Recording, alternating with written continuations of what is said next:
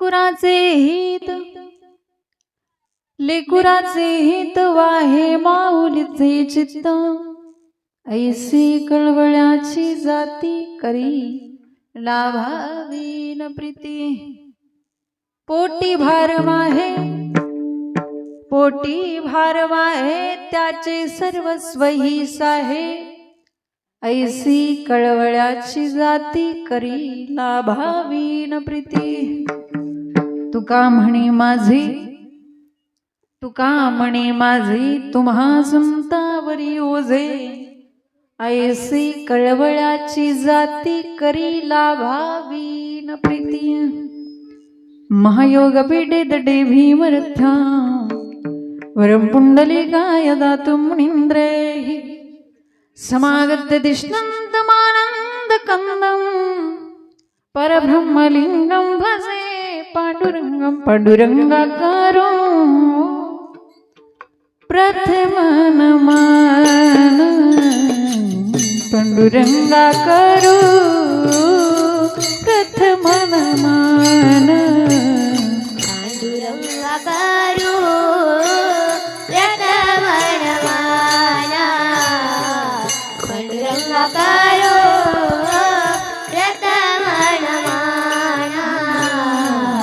पाण्डुरङ्गाकारो प्रथमनमान पाण्डुरङ्गाकारो प्रथमनमान पाण्डुरङ्गाकारो प्रथमनमान पाण्डुरङ्गाकारो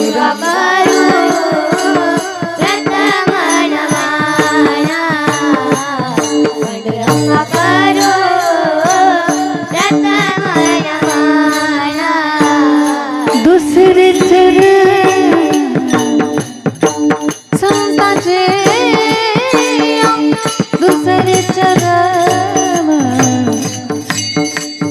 गरे गम गम गम गम गम साब मप गम प गम रे ग सारे नि स पाणी रे स सारे रे ग गरे गम गम गम नि स धनी धा म प ग ग ग ग ग ग ग रे गम दुसरे चरण संताचे दुसरे चरण संताची तुमच्या कृपादाने कथेचा विस्तारू तुमच्या कृपादाने कथेचा विस्तारू दुसरे चरण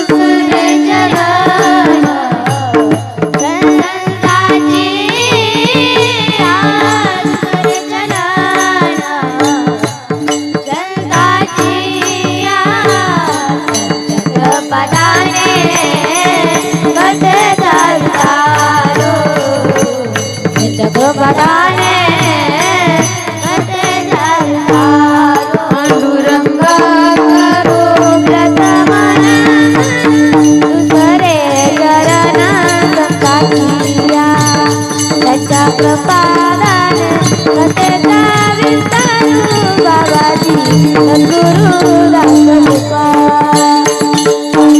पांडुरंगाकारो प्रथमनमन दुसरे चरण संताचिया त्याच्या कृपादान कथेचा विस्तारू बाबाजी सद्गुरु दास कृपा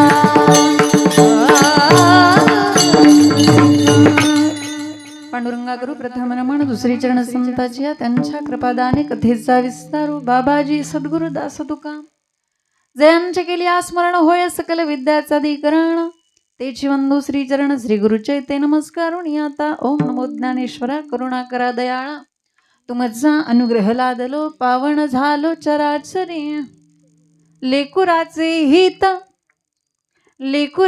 हित वाहे माऊलीचे चित्त ऐसी कळवळ्याची जाती करी लाभावी न प्रीती विठाला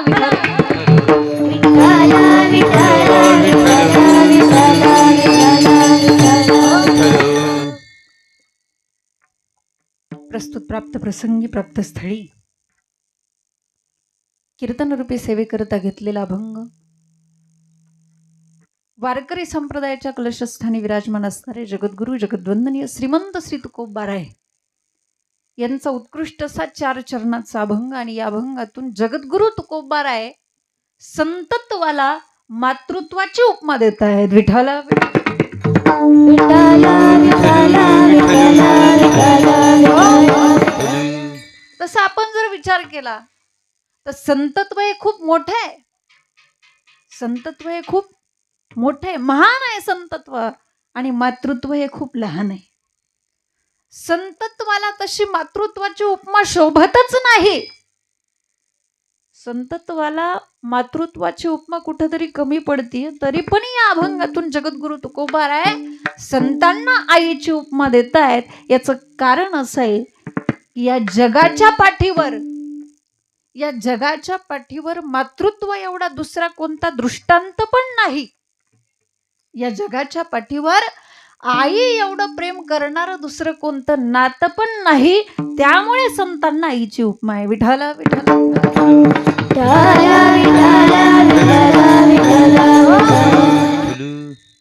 अभंगावरती भावार्थ म्हणण्यापूर्वी अल्पसा परिहार देणं महत्वाचं आहे. आज या ठिकाणी ज्या निमित्ताने आपण सर्वजण उपस्थित झालेलो आहोत, निमित्त आपणा सर्वांना माहीत आहे. या हाजबे परिवारातील असणाऱ्या मातोश्री मातृदेवता आईसाहेब कैलासवासी सौभाग्यवती आईसाहेब अलकाबाई सोपान हाजबे यांच्या प्रथम वर्ष श्राद्धाच्या निमित्ताने आजची ही कीर्तनरूपी सेवा या हाजबे परिवाराने या ठिकाणी नियोजित केलेली आहे. खरं पाहिलं तर आईच्या उपकारातून कधीच कोणालाच उतराई होता येत नाही. पण आजचं हे वर्ष श्राद्ध म्हणजे त्या आईच्या उपकारातून उतराई होण्यासाठी केलेला एक छोटासा प्रयत्न आहे. केलेला एक छोटासा अंशतः प्रयत्न आहे आणि त्याचंच नाव वर्ष श्राद्ध आहे. आज खऱ्या अर्थाने हाजबे परिवाराचं कौतुक करावं एवढं कमी आहे. आज आपल्या आईसाठी त्यांनी खूप सुंदर या ठिकाणी नियोजन केलेलं आहे. आज या ठिकाणी आम्हाला सगळ्यांना निमंत्रित केलं आणि बाकीचं सगळं नियोजन म्हटलं तर सुंदर मंडप आहे, सुंदर माईक सिस्टीम आहे. या ठिकाणी सगळं या ठिकाणी सुंदर असं नियोजन आणि या कार्यक्रमासाठी या हाजबे परिवाराला असणारे सगळे आप्तेष्ट नातेवाईक, सगळे सोयरे, पाहुणे रावळे या ठिकाणी निमंत्रित केले. सगळ्यांचा आभार मानते. आज या ठिकाणी आपण या हाजबे परिवाराच्या दुःखामध्ये सहभागी होण्यासाठी आलो. कारण आई जाण्याचं दुःख काय असतं हे आई गेल्याशिवाय समजत नाही. घरातली एखादी व्यक्ती गेल्यानंतरच त्या व्यक्तीचं महत्व कळतं. लक्षात घ्या, गए हुए कभी आते नहीं फिर उनकी याद आती है. त्यामुळे आज या आईसाहेबांचं खूप मोठं योगदान आपल्या ह्या कुटुंबासाठी होतं. आपल्या सगळ्यांना या कुटुंबामध्ये साथ दिली, आपल्या पतीला साथ दिली, आपल्या पती सोबत खांद्याला खांदा लावून घरातला सगळा संसार प्रपंच पाहिला, मुलांना लहानाचं मोठं केलं. किती मुलं, किती त्यांना? दोन मुली एक मुलगा. 2 मुली आणि एक मुलगा आहे. 2 कन्या आहेत. आणि अशा पद्धतीने आज या मुलांना असणारं जे दुःख आहे ते खूप मोठं आहे. लक्षात घ्या, आज या मुलांना ज्या आईने जन्म दिला, आज ती आई अचानकपणे निघून गेली. आज 1 वर्ष पूर्ण झालेलं आहे. स्वाभाविक आहे या मुलांना, तिन्ही मुलांना दुःख होणं. पण लक्षात घ्या, आज आई साहेब तुमच्यातून जाऊन 1 वर्ष झाला असेल, पण आई साहेबांच्या आठवणी मात्र आज तुमच्या हृदयामध्ये आहेत तशा जिवंत आहे. मला माहित आहे की त्या आईशिवाय तुमचा एक क्षणही गेला नाही. आज 1 वर्ष होऊन गेलं, पण एक क्षण आपण कसा घालवला आज ह्या परिवाराला विचारा. त्यामुळे या दुःखातून सावरत असताना सुद्धा इतकं सुंदर असं नियोजन आजच्या कार्यक्रमाचं त्यांनी केलं. मी या हाजबे परिवाराचं खऱ्या अर्थाने कौतुक करावं एवढं कमी आहे, मी ऋणी. आणि या निमित्ताने आजची ही कीर्तनरूपी सेवा आज या ठिकाणी आहे आणि त्याच निमित्ताने हा अभंग आज या कीर्तनाला, या निमित्ताला शोभल अशा पद्धतीने निवडलेला आहे. लेकुराचे हित वाहे माऊलीचे चित्त, ऐसी कळवळ्याची जाती करी लाभावी न प्रीती. खऱ्या अर्थाने ज्याला आईबाप कळाले त्यांना देव कळाला. पण ज्याला आईबापच कळत नाहीत त्यांना देव कळणं कठीण आहे. असं प्रत्येकाला वाटतं की देवाने आपल्यावरती प्रसन्न व्हावं. प्रत्येकाला वाटतं की नाही देवाने आपल्यावरती प्रसन्न व्हावं. पण मी तुम्हाला सांगेल, तुम्हाला जर असं वाटत असेल की देवाने आपल्यावरती प्रसन्न व्हावं, तर अगोदर तुम्ही तुमच्या आई वडिलांना प्रसन्न करायला शिका. देव तुमच्या आपोआप प्रसन्न होईल. बाकी तुम्हाला कुठे जायची गरज नाही. कदाचित देवाला प्रसन्न केल्यानंतर गेलेले मायबाप पुन्हा मिळतीलच का नाही ह्याच्यात कुठेतरी शंका आहे. देव प्रसन्न झाला तरी गेलेले मायबाप तुम्हाला नंतर परत मिळणार नाहीत. पण आई वडिलांना प्रसन्न करा, देव सुद्धा तुम्हाला भेटेल. आणि हा महाराष्ट्राचा इतिहास आहे. पुंडलिके काय केले आणि परब्रह्म उभे ठेले. आणि त्यामुळे लक्षात घ्या, आज एवढी परिस्थिती विचित्र. आई वडिलांना प्रसन्न करण्याकरता असं काय लागतं? आई वडिलांना प्रसन्न करण्याकरता काय लागत नाही, फक्त 2 प्रेमाचे आणि आपुलकीचे शब्द लागतात. बाकी त्यांना काही लागत नाही. दिवसातून एकदा जरी तुम्ही त्यांना विचारलं, आई आई तू जेवली का ग? वडिलांना विचारलं, बाबा बरे आहेत का तुम्ही? एवढं जरी विचारलं तरी त्यांचं पोट भरतं. बाकी त्यांना कशाची अपेक्षा नसते, कशाची अपेक्षा नसते. परंतु माऊली म्हणतात की आज कलियुगामध्ये असे लोक आहेत, धड न बोली संसारी का घरी माता पितरे, धड न बोली संसारे, नाही का, परी विश्वची आदरे मूर्ख जैसा. माऊलींचे शब्द आहेत. माऊली म्हणतात की संसारामध्ये जी मुलं स्वतःच्या माईबापांना धड बोलू पण शकत नसतील, अशा मुलांचा संपूर्ण जग जरी आदर करत असलं तरी माऊली म्हणतायत तो मूर्ख जैसा. तो मूर्ख आहे. विठाला विठाला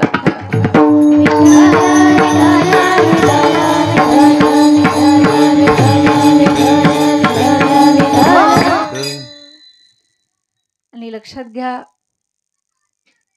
आज आई गेल्यानंतर आईचं महत्व काय असतं मी तुम्हाला सांगेल. की आज जगातला सगळ्यात मोठा आणि आज जगातला सगळ्यात श्रीमंत माणूस कोणाला म्हणायचं? आज जगातला सगळ्यात श्रीमंत माणूस त्याला नाही म्हणायचं की ज्याच्याकडे भरपूर पैसा प्रॉपर्टी इस्टेट आहे. आज जगातला सगळ्यात मोठा आणि सगळ्यात श्रीमंत माणूस त्याला म्हणायचं की ज्याच्याकडे अजून पण त्यांचे मायबाप जिवंत आहेत. तो जगातला सगळ्यात श्रीमंत माणूस आहे. तुमचं काय मत आहे? तो जगातला सगळ्यात मोठा माणूस आहे. एका कवितेमध्ये तुम्ही ऐकलं असेल, स्वामी तिनी जगाचा आई विना भिकारी, आई म्हणून कोणी आईचे हात मारी, ती हाक एकाने,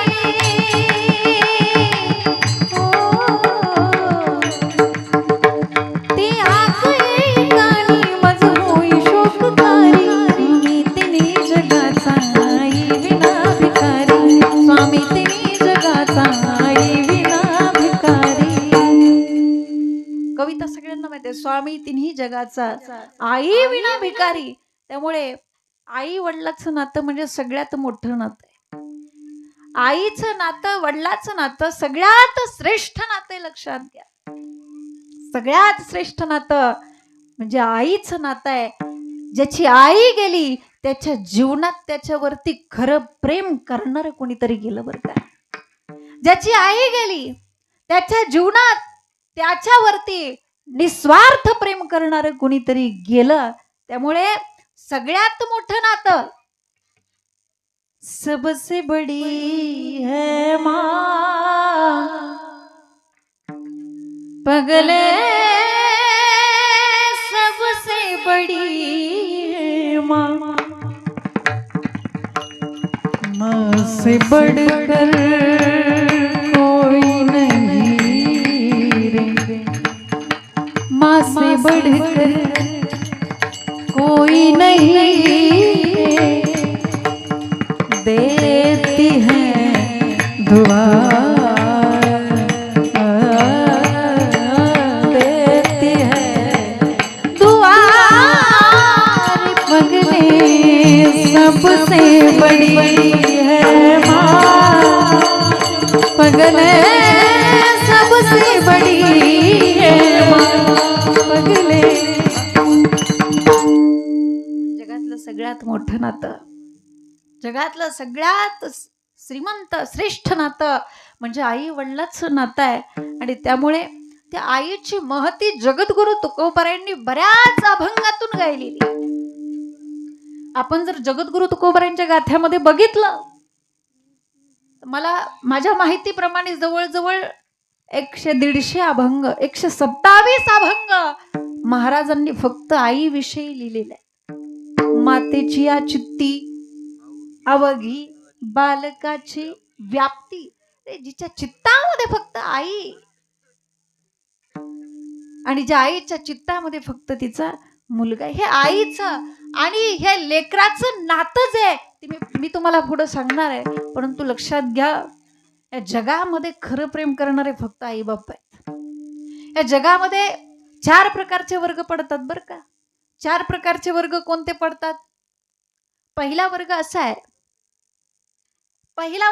आहे जो स्वार्थही साधत नाही आणि परार्थही साधत नाही, म्हणजे जो स्वतःचाही फायदा करत नाही आणि दुसऱ्याचाही फायदा होऊ देत नाही. दुसरा वर्ग असा आहे, स्वतःच्या हितासाठी दुसऱ्याचं नुकसान झालं तरी चालेल. तिसरा वर्ग असा आहे, स्वतःचंही हित करतो आणि दुसऱ्याचंही हित करतो. आणि चौथा वर्ग असा आहे, जो केवळ दुसऱ्याच्या हितासाठीच या ठिकाणी येतो, आणि त्या वर्गाचं नाव आहे संत.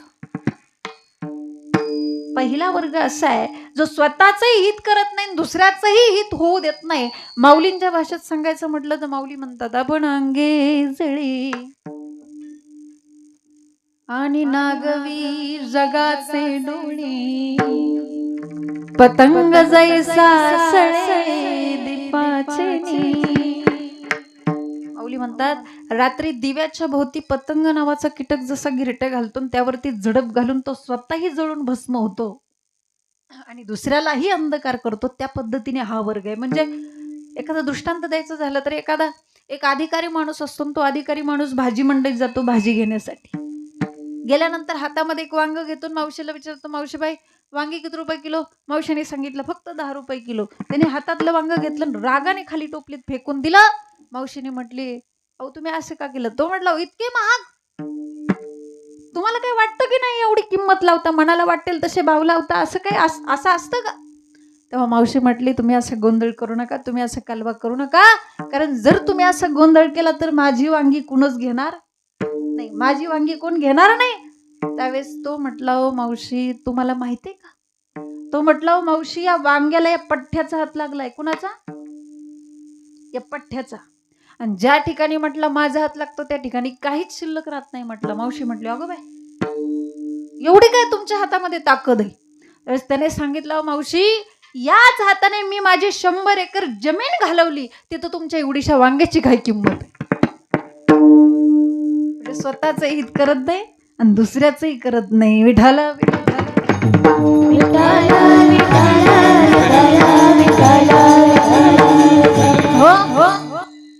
दुसरा वर्ग मी तुम्हाला सांगितला होता, स्वतःच्या हितासाठी दुसऱ्याचं नुकसान झालं तरी चालेल, म्हणजे स्वार्थी लोक आहेत. काही समाजामध्ये जास्त करून आपण जर विचार केला, तुमच्या भाषेत सांगायचं म्हटलं तर तुझी दाढी जाळली तरी चालेल पण माझी बिडी पेटली पाहिजे, अशा पद्धतीचे लोक आहेत. माऊलींच्या भाषेत मी तुम्हाला सांगेल, माऊली म्हणतात, तैसे म्हणे वाचा काय भलत या दुःख देत जाय, स्वार्थ साधिता न पाहे पराचे हित.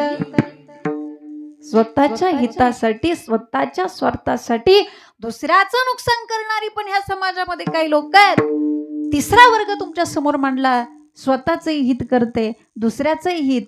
जसं गंगा हे ज्या वेळेस प्रवाह रूपाने वाहत असते आणि वाहत असताना त्याच्यामध्ये अनेक लोक स्नान करतात, पवित्र होतात, स्वतःचंही हित. आणि स्वार्थ काय गंगेचा? फक्त समुद्राला जाऊन मिळायचंय बस. आणि चौथा वर्ग या समाजामध्ये असा आहे जो केवळ दुसऱ्याच्या हितासाठीच या ठिकाणी येतो, आणि तो वर्ग आहे संतांचा, नाही का? आम्ही वैकुंठ वासी आलो याचे गुणनासी, आम्ही वैकुंठ वासी आलो याचे गुणनासी. बोलिले ऋषी साच भावे वर काया, जड संताचे मार्ग आडराणी भरले जड संताचे मार्ग आडराणी भरले आम्ही वैकुंठवासी पण या ठिकाणी आलो कशासाठी येते उपकारासाठी आले घर जा वैकुंठ आणि संतांनीच आम्हाला सांगावं की या जगात काय खरं काय खोटंय. जसं आईचं अंतकरण असतं आई लेकराला हित सांगत असते तसं संतांनी आम्हाला आईच्या अंतकरणाने सांगावं बाबांनो हा संसार खोटा आहे. हा संसार माऊली म्हणतात ना लटिका व्यवहार सर्व हा. मग या संसारामध्ये सत्य फक्त एकच आहे. काय सत्य आहे या संसारामध्ये? सत्य फक्त सत्य तू सत्य तू सत्य तू विठ्ठला. या जगामध्ये सत्य फक्त देव आहे नाही का. ईश्वर सत्य है सत्य ही श्री है शिव ही सुंदर है जागो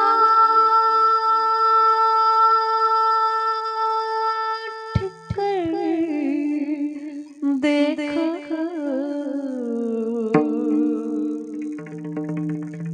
जीवन जो तुझा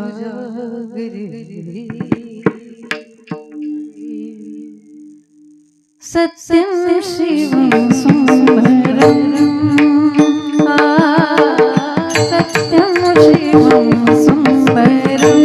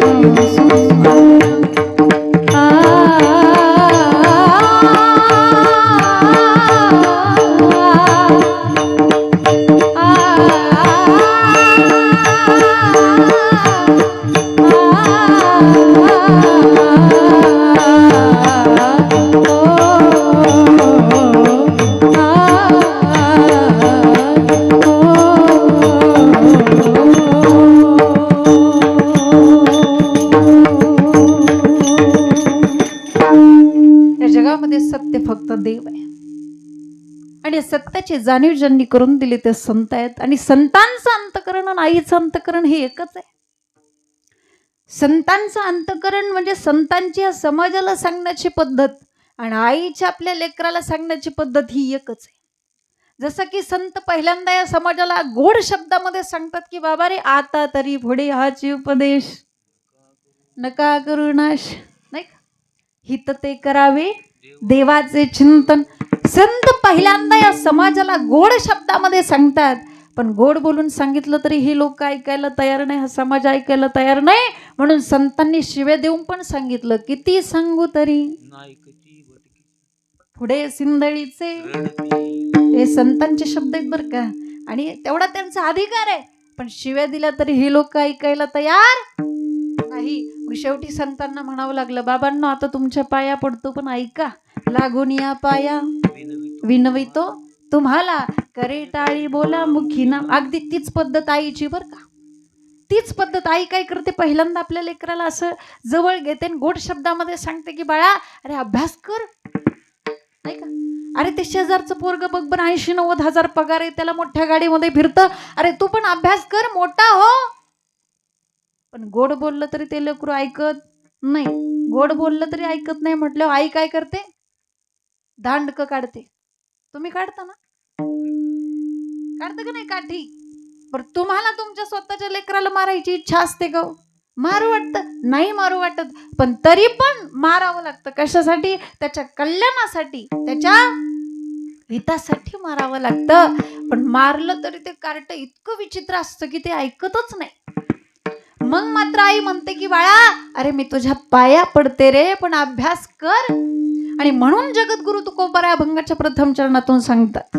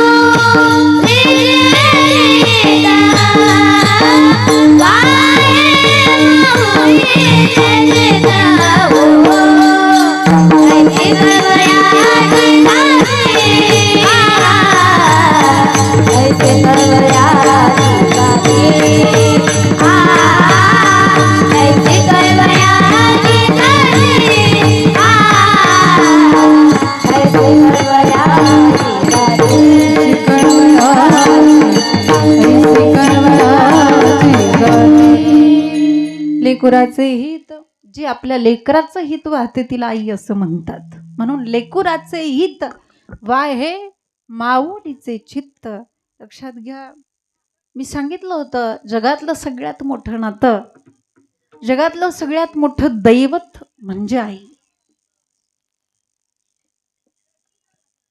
मी नेहमी सांगत असते की ज्याला असं वाटतं की आपल्या हातून उच्च कोटीचा परमार्थ घडावा,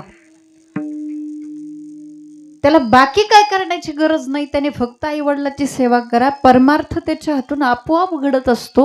महाराज सांगतात माय बाप केवळ काशी, त्याने न जावे तीर्थाशी. त्याला तीर्थाला जायची पण काही गरज नाही.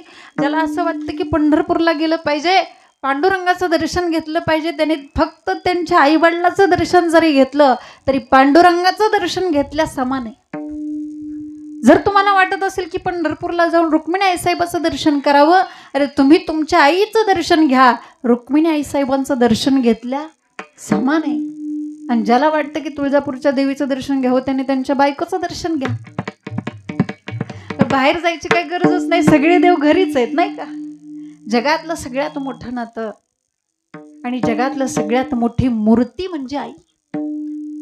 आई तुझ्या मूर्ती मानी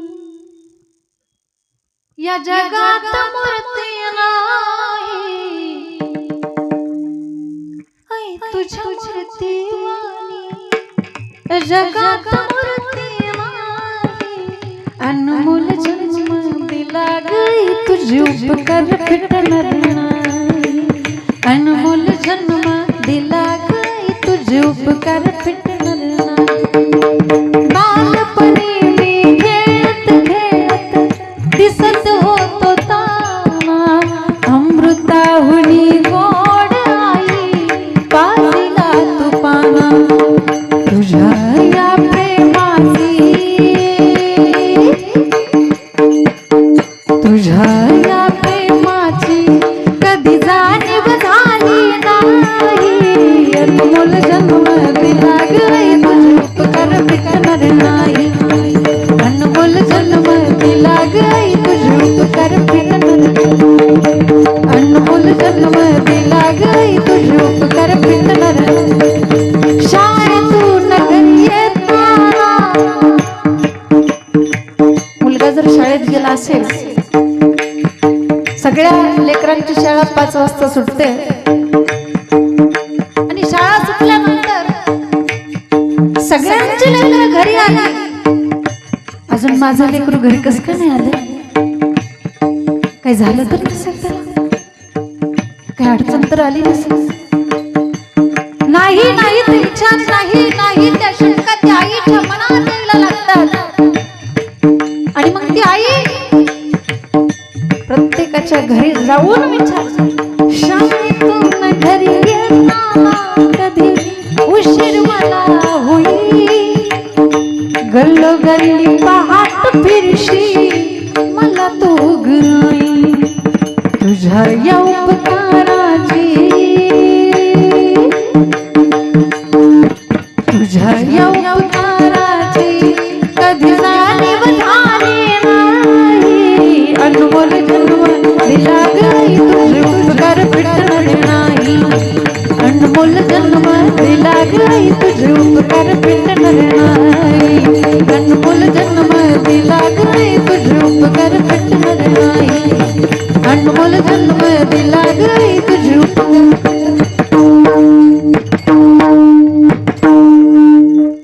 जगातलं सगळ्यात मोठं दैवत, जगातलं सगळ्यात मोठं अधिष्ठान म्हणजे आई आहे. आणि म्हणून त्या आईविषयी सांगत असताना महाराज लेकुराचे हित, लेकराचं हित जिच्या चित्तामध्ये, जिच्या मनामध्ये ती आई आहे. आणखी एक वाक्य नीट लक्ष देऊन ऐका, मी तुम्हाला सांगेल आई कुणाला म्हणायचं. जगामध्ये भरपूर नाते आपल्याला पाहायला मिळतात, भरपूर नाते आपल्याला बघायला मिळतात, परंतु प्रत्येक नात्यामध्ये थोडाफार स्वार्थ आपल्याला दिसून येतो.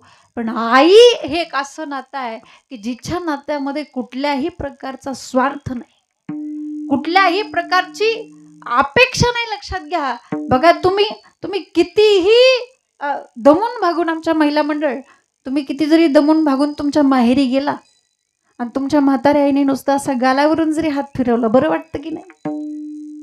कारण आईच्या स्पर्शामध्ये तेवढी ताकद असते. पुरुष मंडळी, तुम्ही किती जरी कामावरून कंटाळून घरी आला आणि तुमच्या आईने नुसतं असा पाठीवरून जरी हात फिरवला तरी दिवसभराच्या कामाचा कंटाळा कुठं गायब होतो हे पण कळत नाही. त्या आईच्या स्पर्शाची ताकद आहे, लक्षात ठेवा. जगामध्ये भरपूर नाती आहेत. मी सांगते नेहमी, असं म्हणतात की डोळे उघडे ठेवून जी प्रेम करते तिला मैत्रीण असं म्हणतात. बरोबर? असं मी वाचलं होतं. डोळे उघडे ठेवून जी प्रेम करते तिला मैत्रीण असं म्हणतात. डोळे झाकून जी प्रेम करते तिला प्रेयसी असं म्हणतात. डोळे वटारून पण प्रेमच करते तिला पत्नी असं म्हणतात. पण डोळे मिटेपर्यंत जी प्रेम करते तिला आई असं म्हणतात.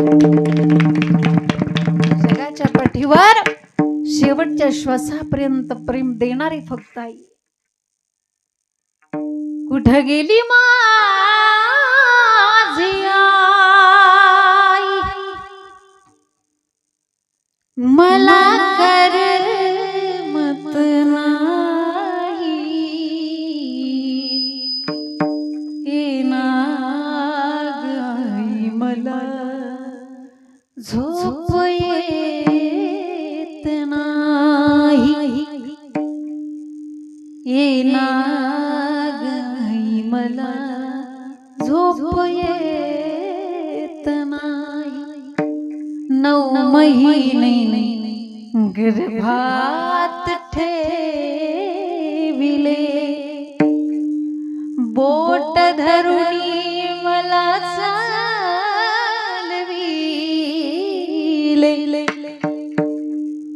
9 महिने गर्भात ठेविले, बोट धरुणी मला चालविले.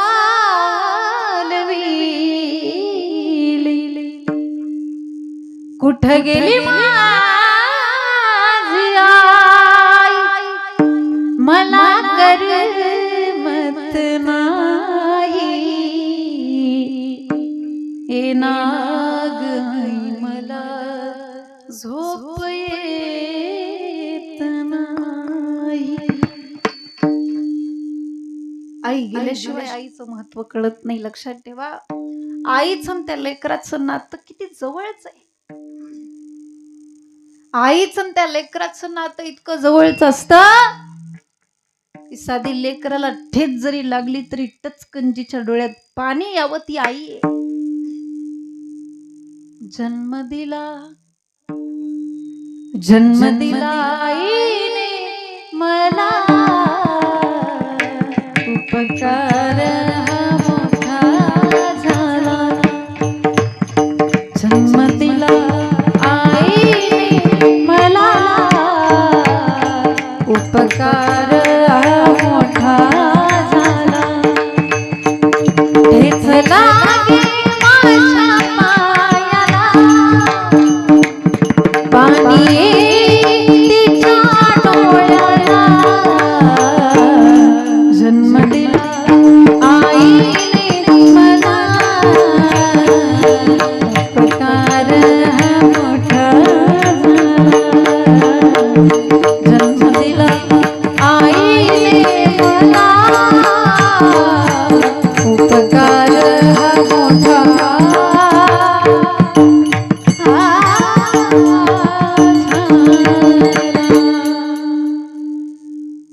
जन्म दिला हाच खूप मोठा उपकार. त्यामुळे जगामध्ये आईचे उपकार कधीच कुणाला फेडता येत नाहीत.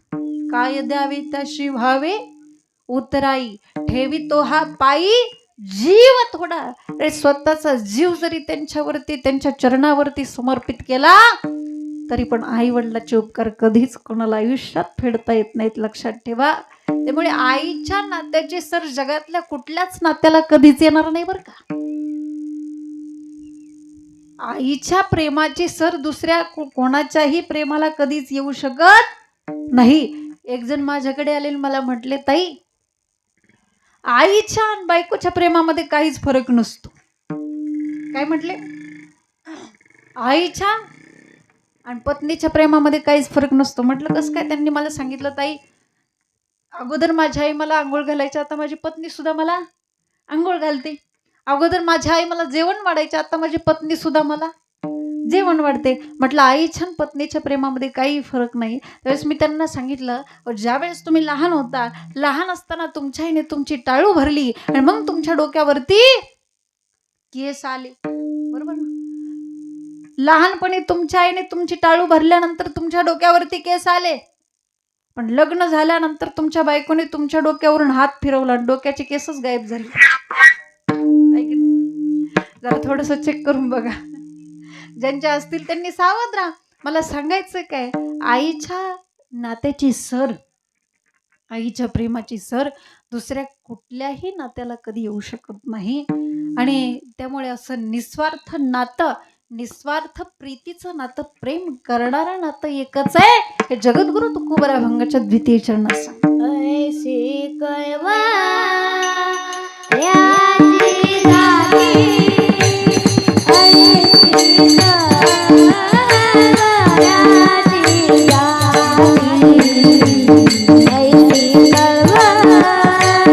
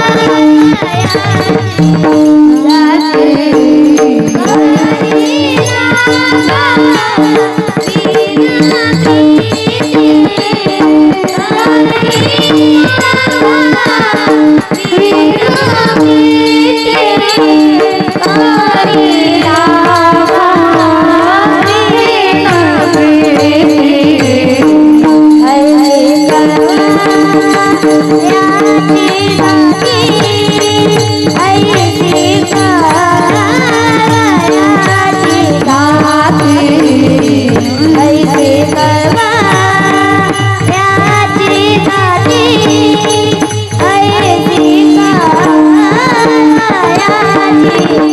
याची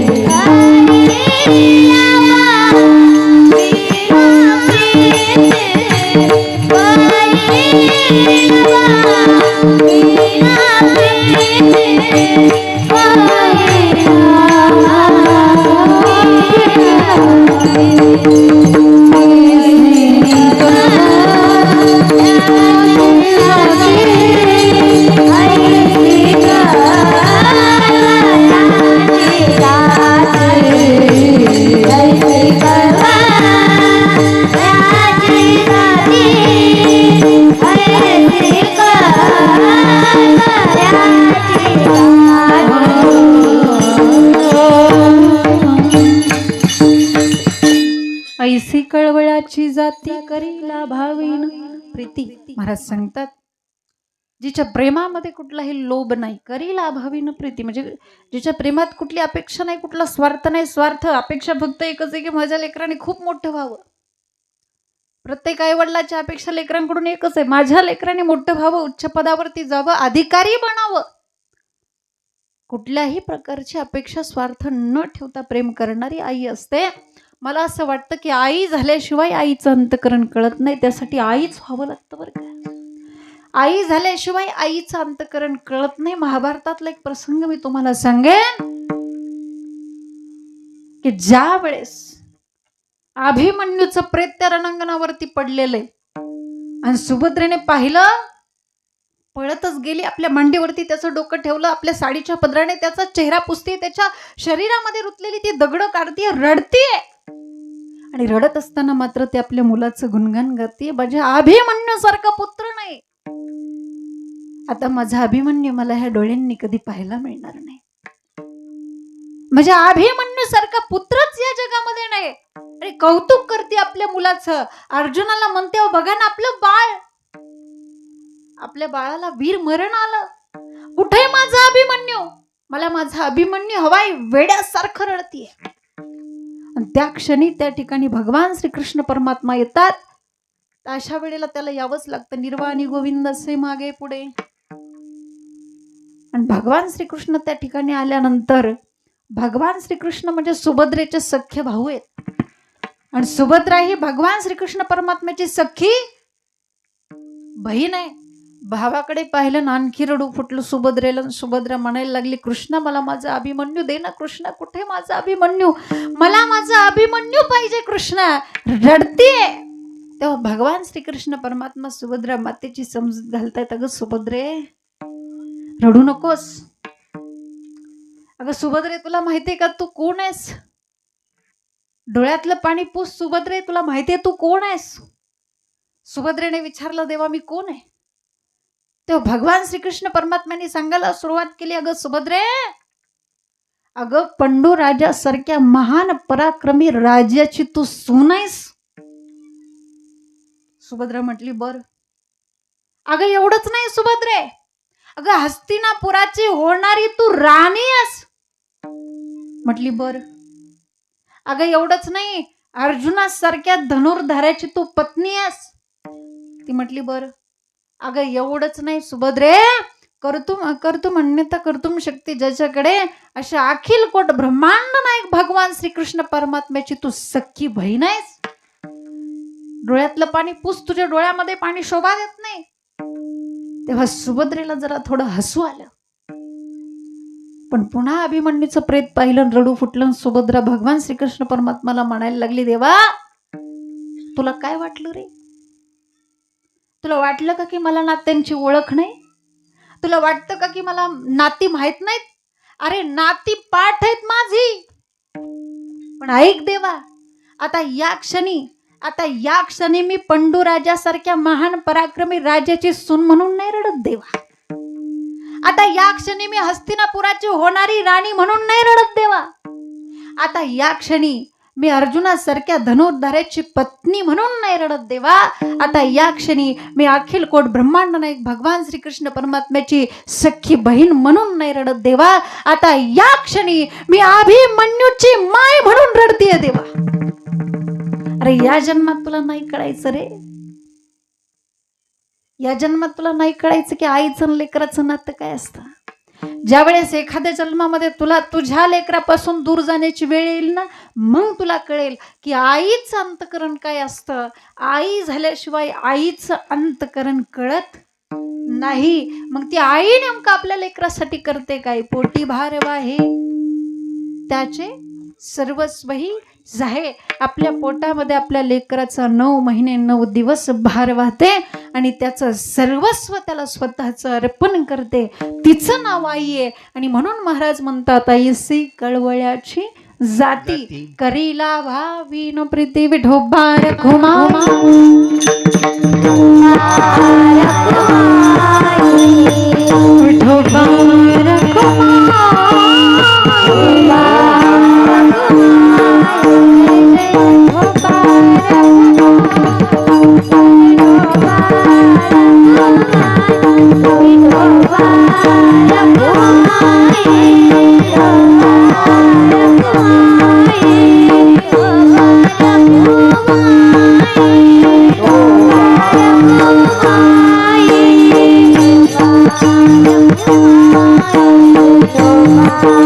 Kumar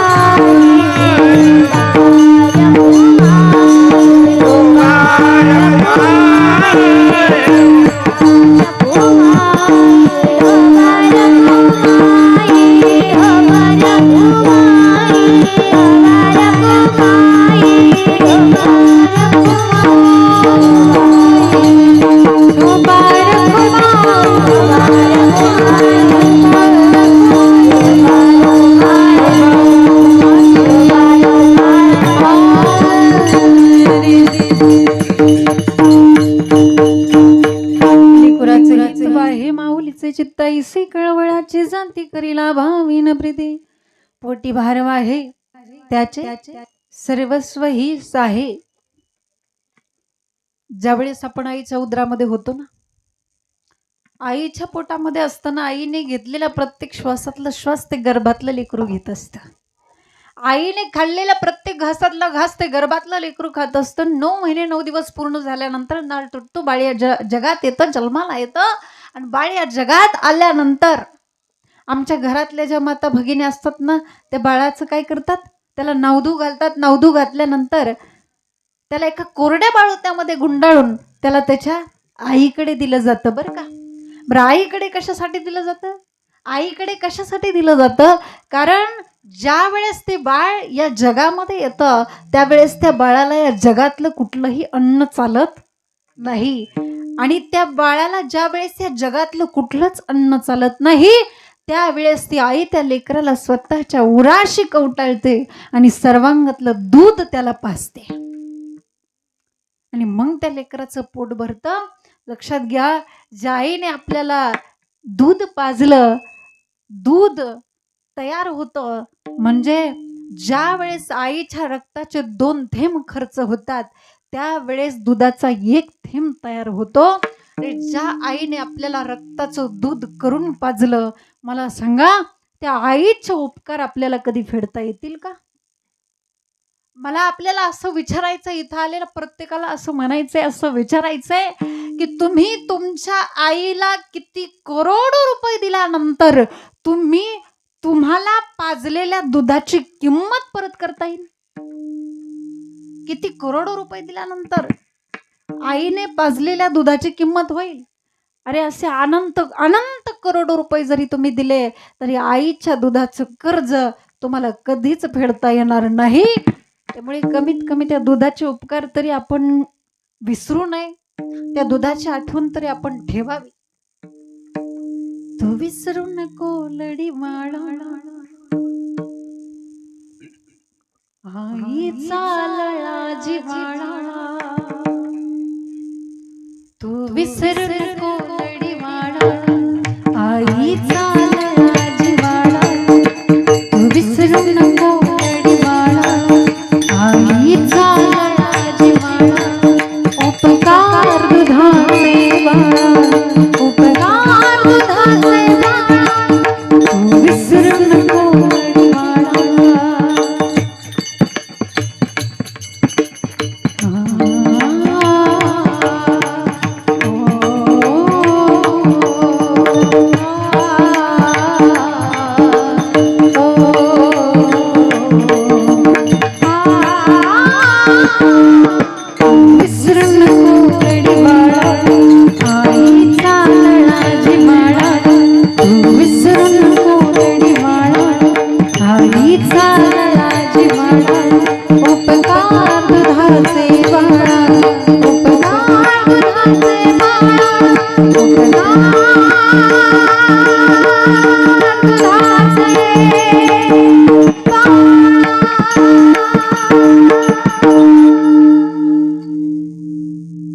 आईच्या दुधाचे उपकार आयुष्यात कधी कोणाला फेडता येणार नाही.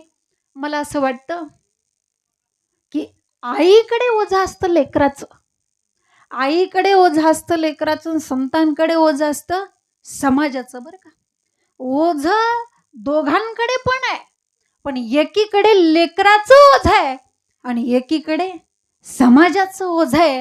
आणि म्हणून जगद्गुरु तुकोबाराय म्हणतात की ज्या पद्धतीने आईकडे आपल्या लेकराचं ओझं असतं तसं आमचं सुद्धा तुम्हा संतांवरती ओझं आहे अभंगाच्या शेवटचे. तू का म्हणे माझे, तू का म्हणे माझे, माझे तू का म्हणे माझे, तू का म्हणे माझे. माझे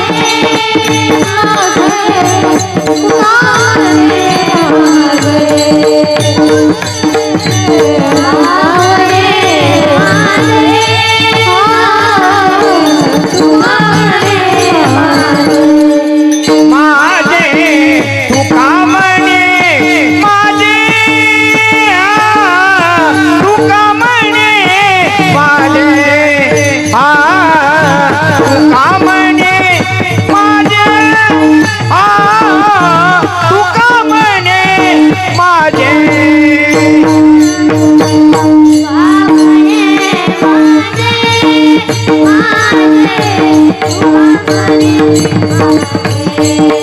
माझे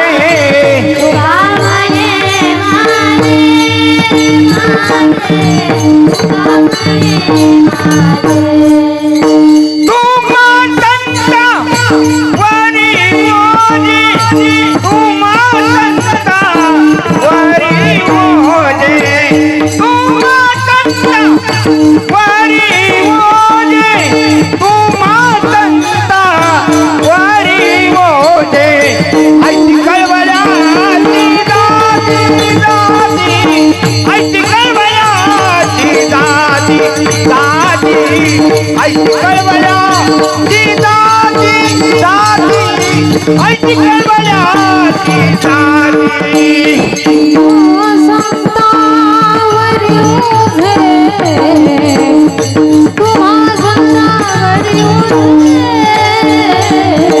ऐती कळवळ्या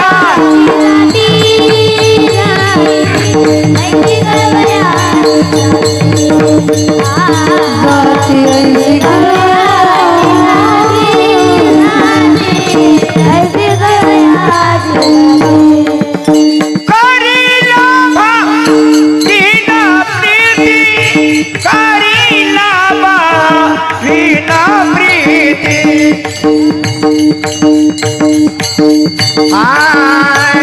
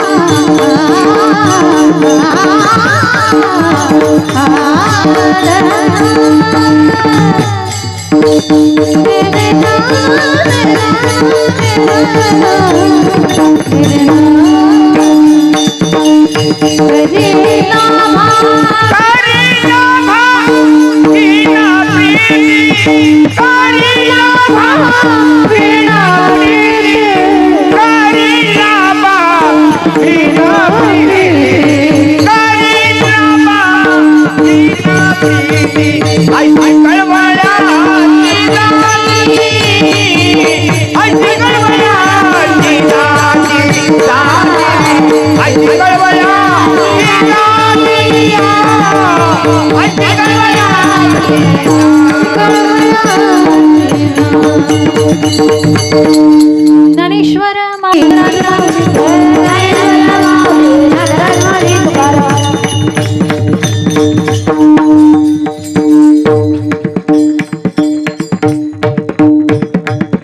लेकराचे हित आहे माऊलीचे चित्ताईसी कळवळाची जाते करीला भावने प्रीती या भंगावरती अल्पशा वेळेमध्ये अभंगाचा थोडक्यात भावार्थ तुमच्यासमोर मांडण्याचा प्रयत्न केला. बोलण्याच्या ओघातून जर एखादा चुकीचा शब्द केला असेल तर मायेच्या अंतःकरणाने माफी असावी. बोलिले लेकुरे वेडे वाकुडे उत्तरे करा क्षमा अपराध महाराज तुम्ही सिद्ध. या ठिकाणी मला सर्वांनी खूप सुंदर आणि उत्कृष्ट अशी साथ दिली. मी सर्वांचं मनापासून आभार मानते. या ठिकाणी दोन्ही गायक आमचे भजनी मंडळ या ठिकाणी उपस्थित आहे. सगळ्यांना प्रणाम करते.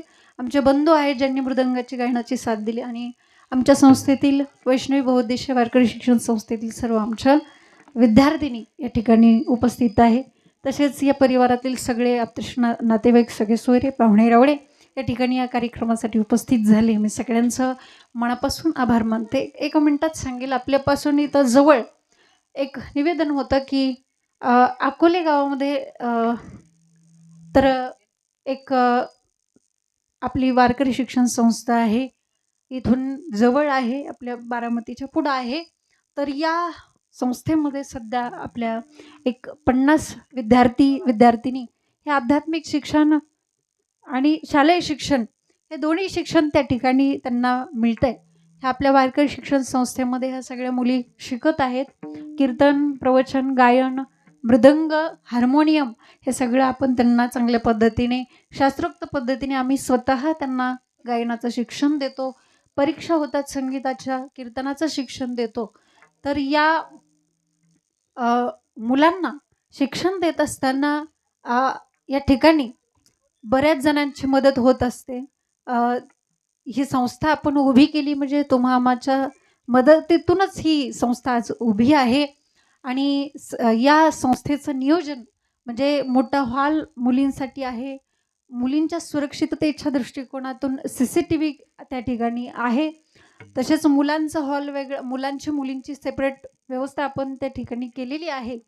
कोणी त्या ठिकाणी येऊन अन्नदान वगैरे करतं, शिबिर असतं किंवा आधीमध्ये कोणी येऊन त्या ठिकाणी अन्नदान करतं. तर ज्यांना असं वाटतं की आपल्या हातून पण या संस्थेसाठी काही अन्नदान घडावं किंवा काही मदत घडावी, जर ज्यांची इच्छा असेल की या संस्थेसाठी या मुलांसाठी काही आपल्या हातून काही मदत घडावी, तर तुम्ही निश्चितपणे तुमच्या इच्छेने जे काही असेल ते फुल नाही फुलाची पाकळी ह्या संस्थेसाठी दान करू शकता.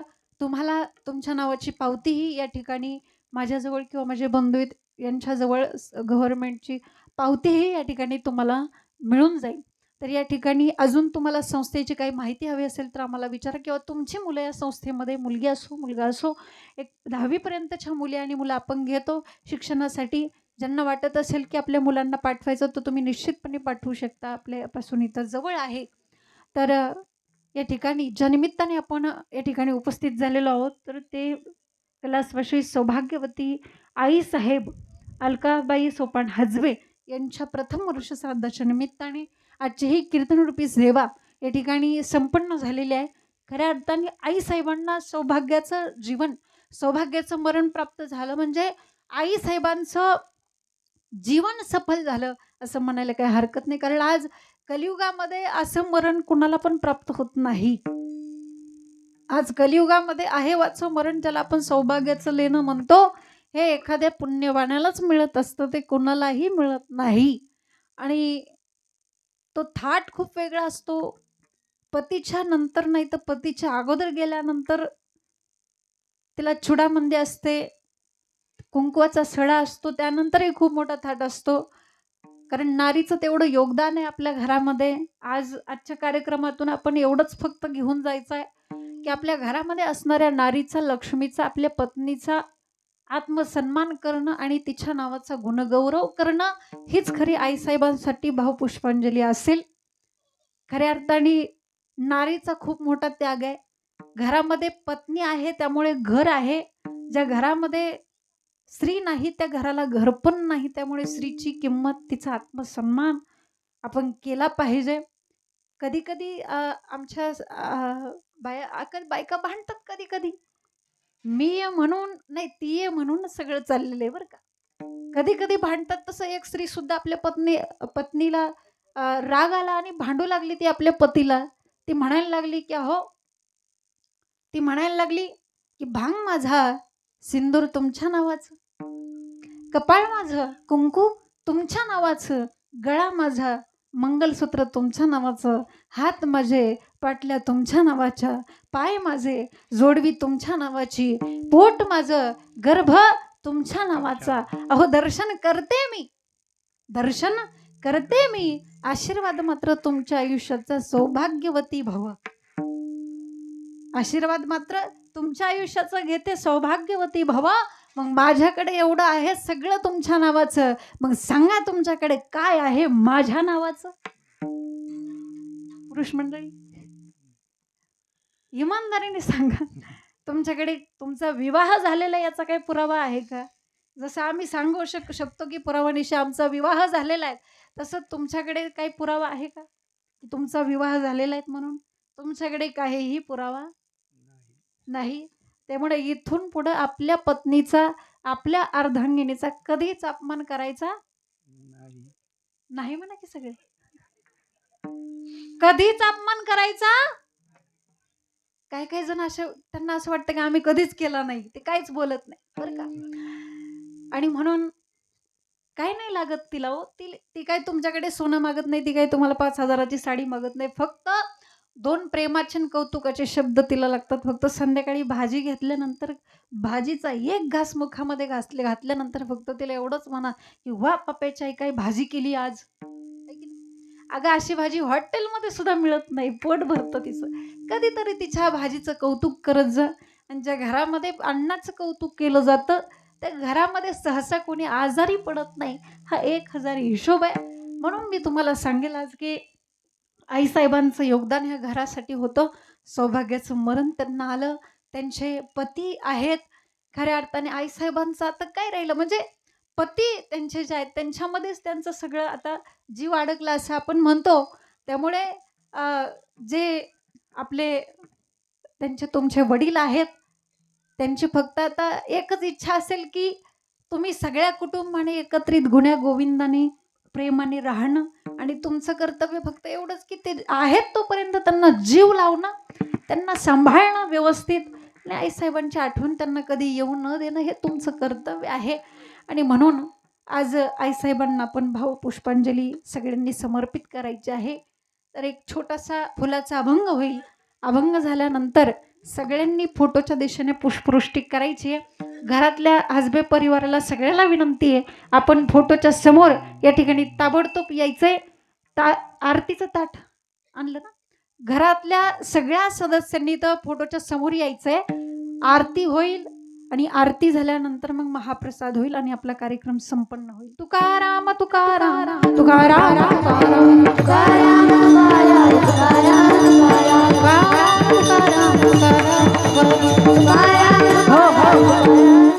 एक मिनिट मी लगेच जाते. तुम्ही म्हणाल की असं कसं गेला, तर तुम्हाला सांगायला काही हरकत नाही. माझं 1-2च महिन्याचं बाळ आहे, तर त्यामुळे मला जावं लागतंय लगेच. आरती तुम्ही करा.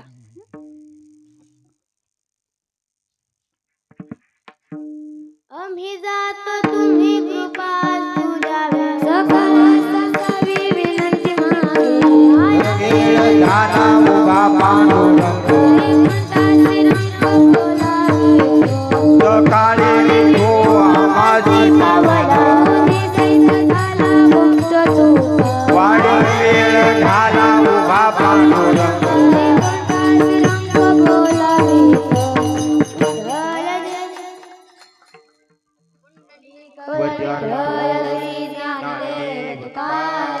पंढरनाथ भगवान की जय, माऊली ज्ञानेश्वर महाराज की जय. सर्वांनी उठून उभे राहा.